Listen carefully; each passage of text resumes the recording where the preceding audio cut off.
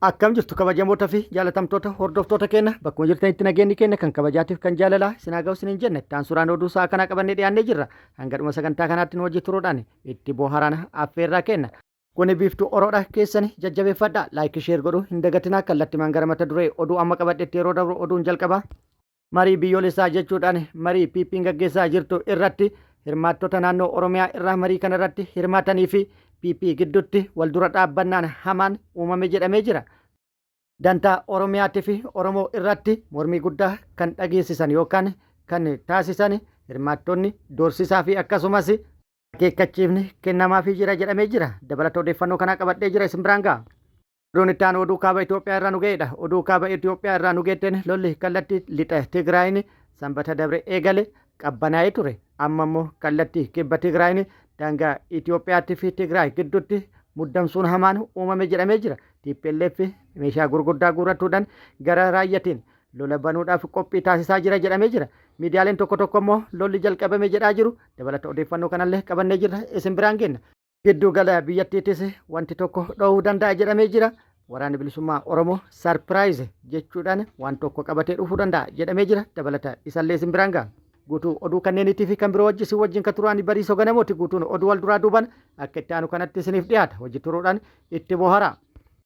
Bilxiginnaan marii biyyoolessaa jechuudhaan marii gaggeessaa jirtu irratti miseensota isaa naannoo Oromiyaa irratti hirmaatan irratti doorsisaa fi qorannoo irratti gaggeessaa jirti jedhamee jira. Ajandaa paartii dhiiftanii ajandaa uummataa leellistu jechuudhaan doorsisaa jiru kan jedhame yoo ta'u qorannooleen irratti gaggeeffamaa jiraachuutu himamaa jira. Dhimmoota dantaa Oromiyaa kan akka magaalaa Finfinnee bilxiginnaan mariif dhiyeessite irratti hirmaattonni naannoo Oromiyaa irratti hirmaatan kun cimsanii dura dhaabbatan jedhamee jira. Miseensonni bilxiginnaa naannoo Oromiyaa irraa marii kanarratti hirmaatan marichi marii biyyoolessaa osoo hin taane gora Oromiyaa qoqqoodachuu irratti mari'atamu fakkaata jechuudhaan yaada kennanii jiru. Hirmaattonni marii biyyoolessaa jedhame kana irratti hirmaatan tokko tokko maddeen odeeffannoo garaagaraatti fi odeeffannoo kennaniin bilxiginnaan mariitti kan galte ijjannoo Finfinnee Oromiyaa jalaa baasuun naannoo of dandeesse gochuuf kan ture yoo ta'u miseensonni maricha irratti naannoo Oromiyaa irraa hirmaatan immoo isa kana cimsanii dura dhaabbatanii jiran. Kanarraa kan ka'e paartichi miseensota isaa ijjannoo isaa dura dhaabbatan ajandaa paartichaa dhiiftanii ajandaa uummataa leellistu jechuudhaan qorachaa jira jedhamee jira. Akkasumas waajjira bilxiginnaa Oromiyaatti walitti qabuudhaan doorsisaa jiraachuulleen himamee jira. Gama biraatiin dhimmoota magaalaa lamaaniitii fi akkasumas dantaa Oromootii fi Oromiyaa irratti hirmaattonni Oromiyaa ijjannoo wal fakkaataa kan qabanii fi mormii jibbaachisaa taasisaa jiraachuulleen himamee jira. Hirmaattonni naannoo Oromiyaa irraa marii kana irratti hirmaatan jedhan akka jedhametti nuti faayidaa Oromiyaa gurguruuf as hin dhufne yoo gurguruu feetan bakka nuti hin jirretti gurguruudhaan uummata beeksisuu ni dandeessu jechuudhaan falmaa cimaa gaggeessaa jiru jedhamee jira. Akkasumas ilaalcha wal fakkaataa qabaatuudhaan tasuma ijjannoo paartichallee hin fudhannu jechuudhaan mormii isaanii cimsanii itti fufan jedhamee jira. Itti dabaluunis hirmaattonni yaada kennaniin dhimma dantaa addaa Oromiyaan Finfinnee irraa qabdu kan heerri hayyamee fi abbummaa Finfinnee irratti uummanni alaa mormii cimaa bakka dhageessisaa jirutti sababni faallaa uummataa dhaabbanne haqa Oromiyaa gurguruuf tokkollee hin jiru jedhamee jira. Walumaa galatti marii biyyoolessaa jechuudhaan bilxiginnaan mariin gaggeessaa jirtu ajandaawwan siyaasaa gurguddoon hedduun dhimma Oromiyaa ilaallata kan jedhan hirmaattonni mariin gaggeeffamaa jirus marii biyyoolessaa osoo hin taane kora Oromiyaa qoqqoodachuu irratti mari'atu fakkaata jechuudhaan dubbatanii jiru. Gabaabumatti mariin gaggeeffamaa jiru naannoo Oromiyaa qofarratti kan xiyyeeffatedha. Dhimmi naannoo Amaaraa ka'an jiru, kan Tigraay ka'an jiru, kan naannoo Somaalee ka'an jiru, kan Kibbaa ka'an jiru. Kuni maaliif ta'e? Dhimmi magaalota naannoo Oromiyaa qofatu ka'ee jira. Dhimmi magaalota naannoo Amaaraa, kan Kibbaa, kan Somaaleetii fi akkasumas kan naannoo Affaar, kan Tigraay ka'an jiru.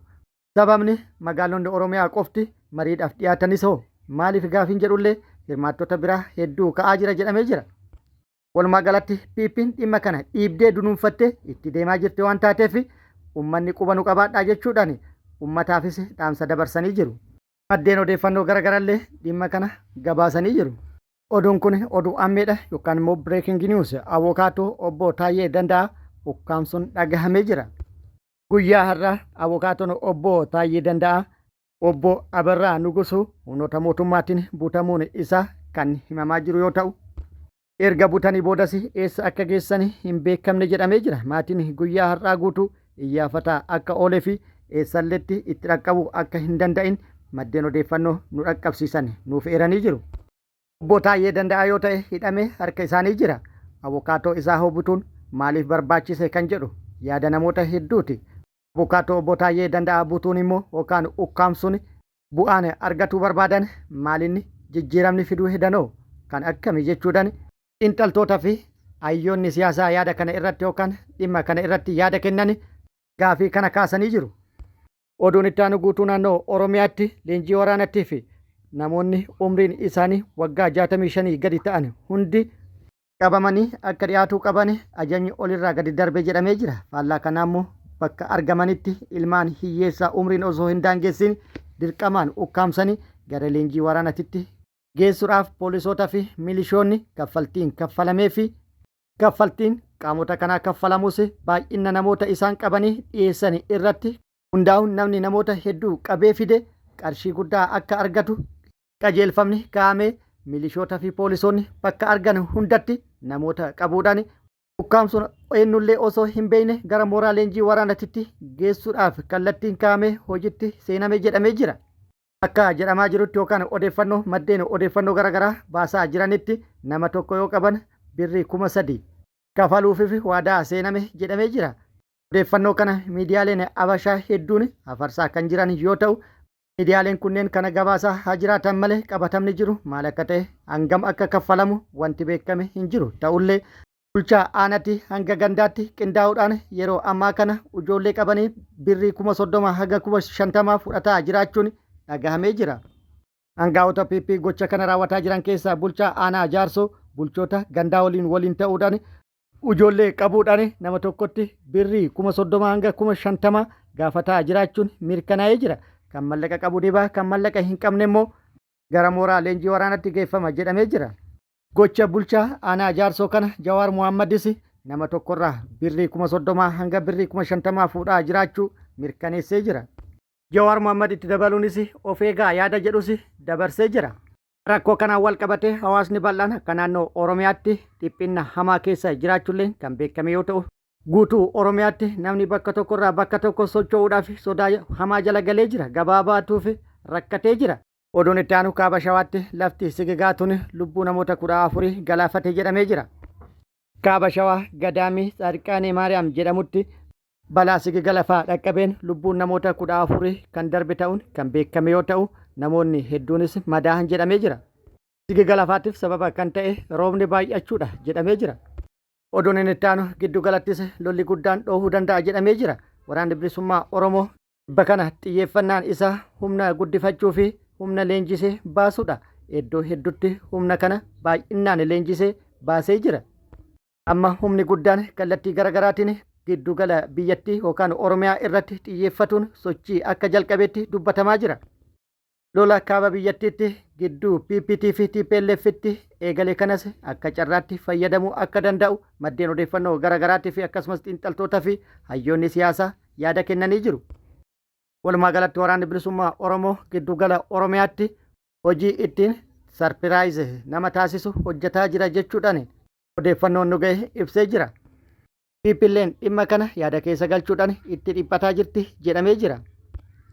Oduun itti aanu oduu kaaba Itoophiyaati. Oduu kaaba Itoophiyaatti lolli yeroo dheeraaf TDF fi PP gidduutti duumessaa ture guyyaa tokko dura dhohee jira. Lola dhohee tureenis garee lamaanuu injifannoo labsatanii jiru.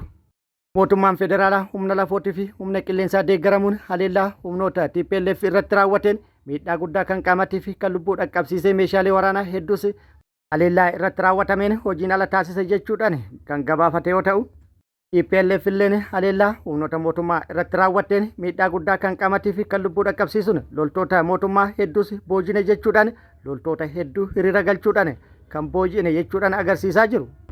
Lolli dheengadda jalqabe har'a hin jiru. Har'a dhukaasni dhagahamaa jirus hin jiru jedhamee jira. Naannawa dheengadda lolli itti jalqabes tasgabbii fi akkasumas gamaa gamanaa meeshaa walitti guurataa jiraachuulleen akka jirutti dubbatamaa jira. Lolli ammas kallattii garaagaraatiin ka'uu akka danda'u tilmaamni kaa'amee jira. Eertiraan meeshaalee waraanaa hedduu qabatuudhaan gara naannoo Tigraay humna waraanaa guddaa galchite jedhamee jira.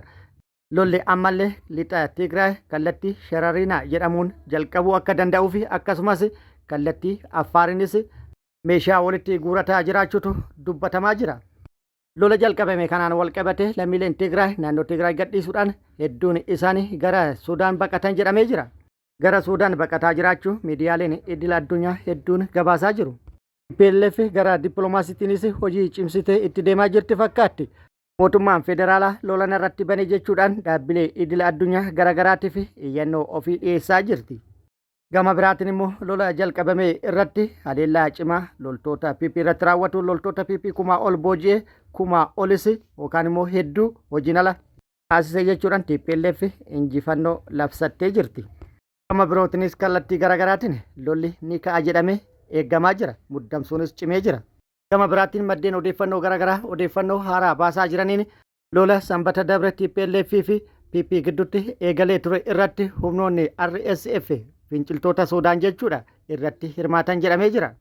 TPLF meeshaa farra xayyaaratii fi akkasumas diroonii akkasumas meeshaalee waraanaa gurguddaa kan akka taankii fi madfii akkasumas Zu-23 fi kan biroollee sochoosuun karaa kallattii kibba Tigraayin lola bifa haaraan banuuf qophii xumuree jechuudhaan maddeen odeeffannoo garaagaraa gabaasaa jiru. Maddeen tokko tokko immoo akka jedhaa jiranitti lolli akka jalqabetti gabaasaa jiru miidiyaaleen tokko tokko jechuudha. Kallattii raayyaatiin miidiyaaleen kaabaa tokko tokko lolli jalqabe kan jedhaa jiran yoo ta'u tokko tokko immoo lolli jalqabuuf jechuudhaan gabaasaa jiru.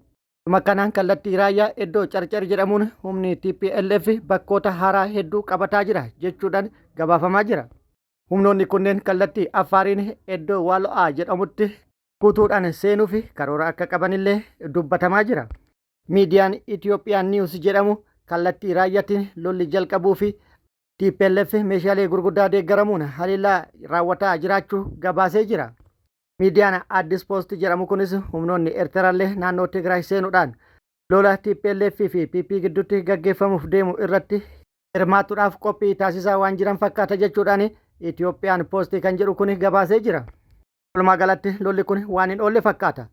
Garuu kan qoraan rasaasaa ta'u achitti ilmaan hiyyeessaa baay'inaan naannoo Oromiyaatii fi kibbarraa guuramanii dirqamaan achi geeffaman jedhamee jira. Ilmaan hiyyeessaa naannoo Oromiyaatirraa guuraman parsantii 70 hanga 80 ni ga'u jedhamee jira.